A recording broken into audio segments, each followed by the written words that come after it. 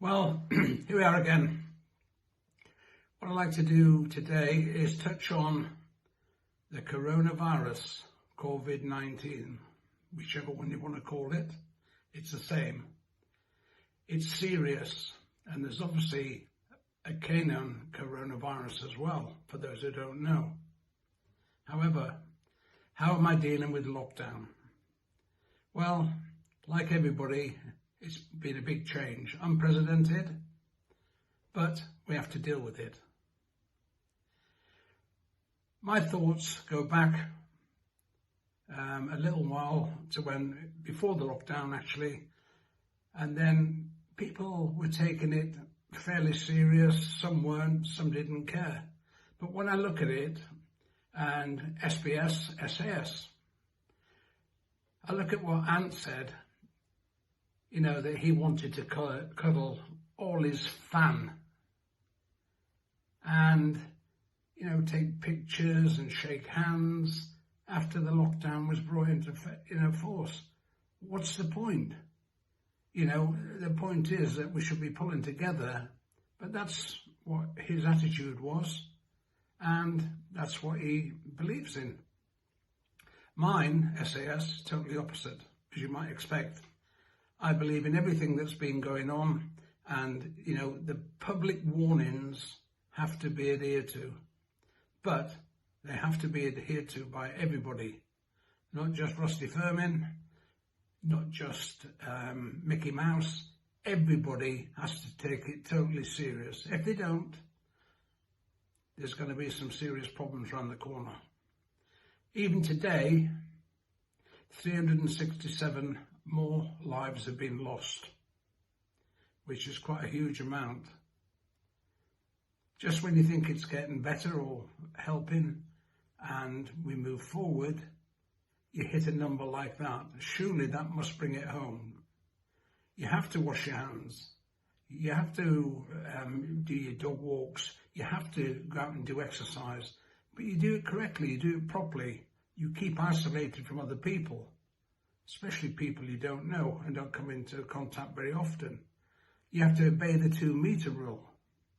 And it goes on. But if you don't, there will be a lot more people that pay the penalty, the ultimate penalty, which is death. Discipline, which I'll come on to a little bit later, is one thing. The military have got self-discipline. I'm not saying civilians haven't, but, when there's a crisis, we'll send in the military. We'll send in the military. Are they not going to catch the virus?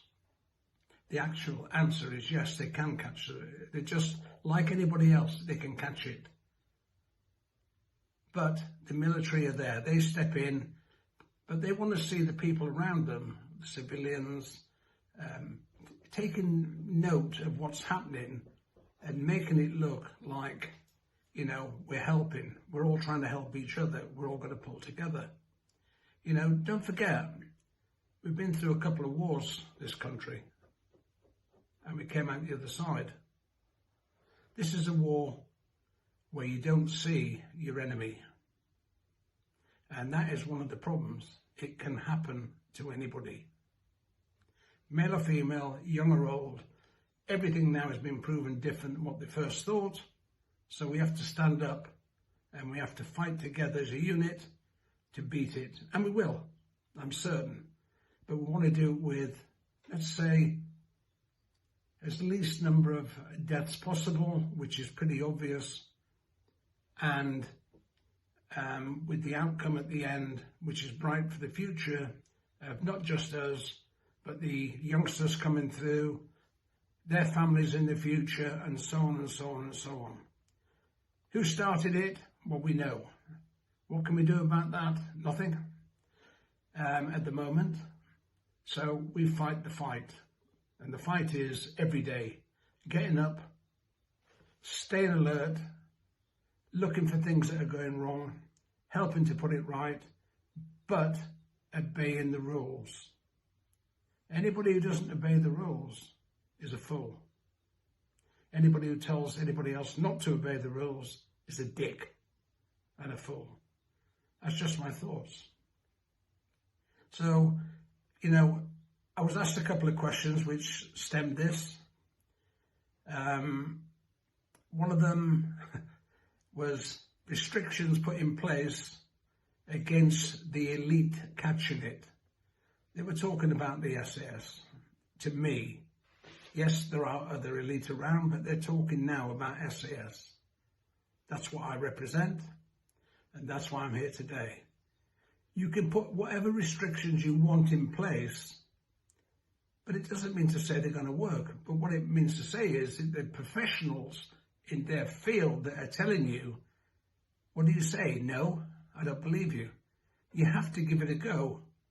And of course, we that were serving, and in my day, if it had happened then, don't forget, there wasn't any social media. There wasn't a great TV coverage. There was nothing like there is today where you can warn people at the flick of a button anywhere in the world what's going on. That wasn't there. That came afterwards. So restrictions for the SAS we're talking about now, and they're talking about what would have happened in my day, and that's what I'm going to speak about now. Well, hindsight is brilliant. It doesn't mean to say I'm right, but I do have an opinion, and everybody else has got an opinion which may not agree with mine, but actually it's me that's being asked the question. So I'm not going to ask anybody else, I'm going to give you my answers. As I said, I hope you can hear me. You can see a terrorist, but you can't see the virus. Until we meet again, onwards and upwards, who dares wins.